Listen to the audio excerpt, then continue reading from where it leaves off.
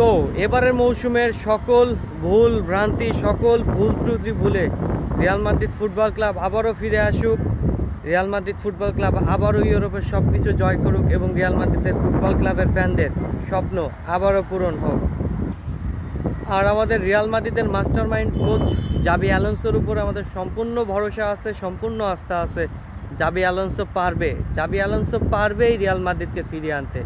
Real মাদ্রিদের খেলার কোন জায়গায় কোন সমস্যা ছিল, কোন জায়গায় ব্যাকআপ ফুটবলার লাগবে, সব কিছুই জাবি অ্যালোনসো খুঁজে বের করবে এবং জাবি অ্যালোনসো এই মাদ্রিদকে নিয়েই আবারও ইউরোপ জয় করবে।